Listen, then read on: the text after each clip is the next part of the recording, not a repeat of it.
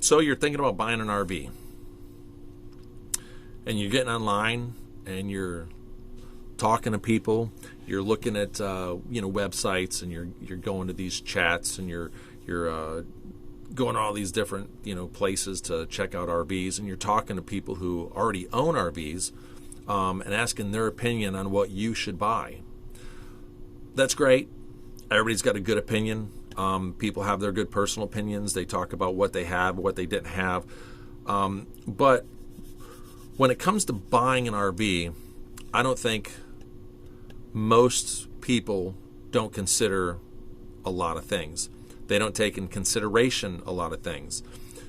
Most of the people I know that have RVs that, are talking about, telling people they give their information about what they think people should buy. Most of those people tell you, well, you got to run out and buy yourself a Class A diesel pusher. Yeah. No. Don't run out and buy a Class A diesel pusher. There's so many things to look at. When it comes to buying an RV, there's things you have to know, you have to understand, you have to look at. You have to ask yourself several questions. First off, what's your plan? Are you going to full-time? You going to part-time? You going to use it on weekends? What do you plan on doing? How many of them? How many people do you have? Is it you, your spouse, and 2, 3, 4, 5, 6 kids? How many kids you got? So you're a family. Are you going to full time? Are you going to part time? You're just looking for weekend getaways. You're going to use it 2 weekends a month for however long, whatever. So when you're looking at RVs, one of the big things I see people do, one of the biggest mistakes I think people make is they listen to the wrong people. Now, I'm not saying that everybody out there is wrong. I'm just saying that a lot of people listen to the wrong people. So, don't run out and buy a Class A diesel pusher. So the next thing I'm going to say, I'm going to go over a lot of stuff, but the next thing is, where do you plan on going? That is extremely important. Where are you planning on going? Do you plan on going to a lot of state parks? Do you plan on going to an RV park, just a regular RV park? So are you going to Boondock? Do you have a private property you're going to be able to stay at sometimes? What part of the country are you going to be in? So the reason I say that is because something that's extremely important is when people are looking at RVs, you have to know where you plan on going. If you buy a Class A diesel pusher, or the other thing is people buy the biggest one you can get. Go out and buy a 4-axle, 55-foot, fifth wheel. Buy the biggest unit you can get. Buy that Class A diesel pusher that's 48, 58 feet long. Buy the biggest one you can get. Doesn't matter if it's just you and your wife or if you have kids or not. Buy the biggest one. Don't buy the biggest one. So if you plan on staying at any state parks, keep in mind that 35 feet is about the limit that you can go at a state park. If you have anything over 35 feet, you're probably not going to stay at a state park. Not all state parks have accommodations to fit anything more than 35 feet. I recently was looking into the Grand Canyon. We want to go to the Grand Canyon. We're looking at going there. I saw an RV park there. Our unit is 33 feet long. It's me, my wife, and our 2 kids. We have a bunkhouse, so we have a front bedroom. It fits us perfectly. Problem is, it's 33 feet. The one park, the state park I was looking at, or the park, I don't know, state park there in the Grand Canyon, they won't take anything over 28 feet long. I'm like, are you serious? So I looked at another one. Same thing, 28 feet. I'm like, you've got to be kidding me. one of the reasons we purchased the one we bought, a travel trailer that's 33 feet long, is because we plan on going to state parks. We plan on going a lot of places. We plan on doing things. So we wanted something that was going to make it, fit, make sure we were going to get the right fit for us and our family and be able to go into state parks and be able to go places. When you get into a Class A diesel pusher, you've just took, say there's 50 parks in an area, RV parks, where you can put an RV.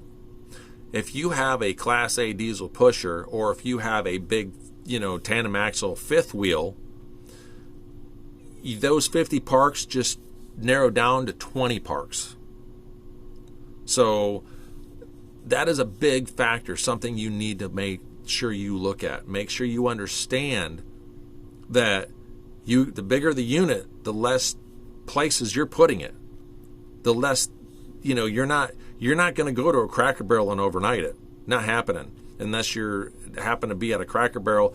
We've never stayed at a Cracker Barrel that could accommodate a Class A or a fifth wheel.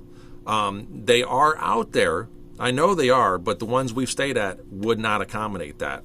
So because the way the spots were, you couldn't park in. We've actually taken up more space than we needed at a Cracker Barrel, overnighting there.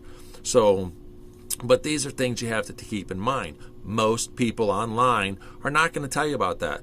A lot of these people with Class A diesel pushers and these great big tandem axle fifth wheels, they're not going to state parks. They're not going, they may be full timing in it, but they're not traveling. They're taking that unit and they're going to go to an RV park where they're going to stay for the next 10 years, Sorry. So keep that in mind. When you go to a dealership, I was at a dealership, won't mention their names. They sold, they're under a different name now. But I was doing an inspection on the Class B motorhome person, and a family came in and asked, hey, can we look at this Class B? Well, yeah, this unit was a $285,000 unit, and the salesman was telling them, this is a great unit, you got to buy this is the unit you want to buy. It's a it's a van, it's a large van. It's you, your wife, and 6 children. That means there's 8 of you. There's 8 people that are going to be in this here van. Would you sleep in your car with 8 people? No, you wouldn't. You might as well if you're going to buy this $285,000 van. It's like, give me a break. But the salesman was desperate to sell this to him because he was making 15% commission off of $285,000. I got yelled at. I got in trouble. I steered him away from the unit. I told him to not look at that one. I said, you have 6 kids. Where are they going to sleep? Well, they said it will sleep 6. Yeah, they'll tell you anything you want to hear. So I showed him a Class C that would accommodate them. But then I talked to him, what is your plan? Where are you going? How long are you planning on staying in it? Is it just for weekends? Because you're not going to full time with 6 kids in a motorhome that's a Class A, a Class B or C. Now, a Class A would accommodate you better, definitely. So gas engine or diesel, whatever. But you're going to want to make sure you can accommodate comfortably. That means, are you going to have to turn the couch into a bed every night? Are you going to have to turn the kitchen dinette set into a bed every night? Do you want to do that every single night? People say, well, we'll just leave it a bed and be at that, which people do that. But you got to ask yourself, is that something you want to do? Or would you like to have sleeping accommodations that are there all the time for your children? Like having a travel trailer with a bunkhouse with, you got, queen bed, plus you have 2 double beds. So when you have small children, you can fit 4 of them in there easily, So do you have with a motorhome, even a Class C, You have a big bed where you, your wife, and the small child can sleep there, and then you can fit 3 kids in the front bunk that they have on some of those. And then you might, 1 kid, 2 kids go on the couch quickly. So those things can accommodate. So you have to ask yourself, what are you doing? What are your plans? So where are you planning on going? I'd say a lot of people, I'd say half the people out there end up buying the wrong RV to begin with because they listen to the wrong people. So the thing is, you have to decide what your plan is. Are you planning on full timing? Where are you planning on staying? Are you traveling? These are all things you have to keep in mind. So, if you're, like I said, a family of 8, the last thing you want is to sleep in a van every night and you plan on full timing in a van. Not happening. Make sure, when you go to these dealerships, you really have to watch them. These salespeople, they will sell you anything. They are, oh my gosh, they are desperate. They are desperate. They will, I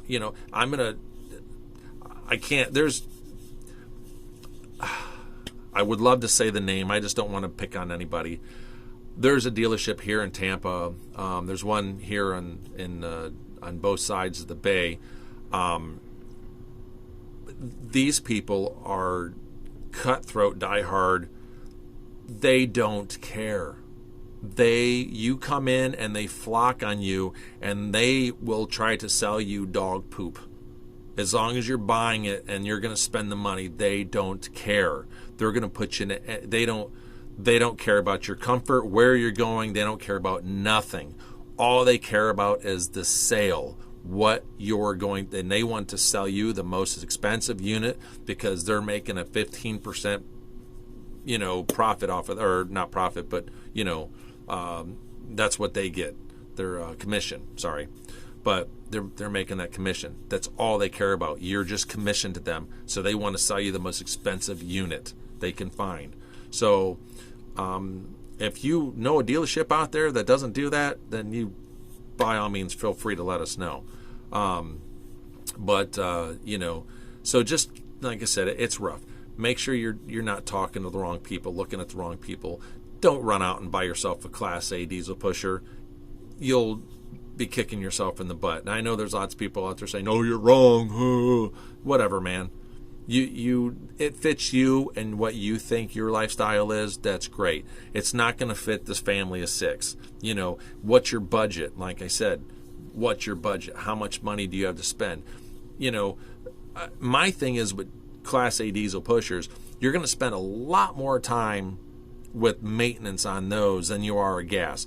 You get a gas engine, a motorhome period, or you get a travel trailer, or you get a fifth wheel, and you're pulling it with a gas engine vehicle, you're going to enjoy it. You're going to be able to drive to where you need it. If you have a diesel, you're going to spend more of your time doing maintenance and repairs than anything else. And across the board, I am sorry, I'm not picking on any vehicles or anything. I'm just picking on diesel. You're going to spend more time, doing maintenance and everything. Not to mention the fact that diesel fuel across the nation is much more expensive than regular gas. Now, when I say that, if you buy a gas engine, anything, I don't care what it is, you shouldn't be running anything but premium fuel in that only. You're going to get much better gas mileage. Your gas mileage is going to be tremendously more by using premium. And it's going to pull the hills. It's going to do everything you need it to do. And if you have a car, truck, van, motorcycle, I don't care what you have, you should be running premium because that is the best gas you can get. You're going to get at least 6 more miles at a gallon. So it's not going to cost you any more. It's going to actually cost you in the long run. It's going to be much cheaper to run that premium fuel because you're not going to have to go get your fuel injection cleaned. That's what's a BS charge. You're not going to have to go, you're going to go longer between oil changes. You're going to go longer between tune-ups. You're going to go longer between fill-ups, because you're going to get more gas mileage. You're going to do much better. It's going to run cleaner. Your catalytic converters are going to last longer. Your car is just going to run sufficiently and better, or that motorhome. Anything. It's going to run better and be better. So, like I said, that's a whole another thing there. But when you're going online, make sure you pay attention. Make sure you know what you guys need. What are you needing? What are you looking for? Make sure you get what fits you. Travel trailers, I think, should be the number one sold unit out there, because to me, they make the most sense. Because you get a 35-foot bunkhouse, or you got the double beds, the bed in the front, back, whatever. They accommodate more sleepers. Our 33-foot accommodates, by what they say, technically is 10 people. Okay, that's not comfortably, and that's small children. Ours can sleep comfortably, and ours 33-footers we can accommodate and sleep comfortably,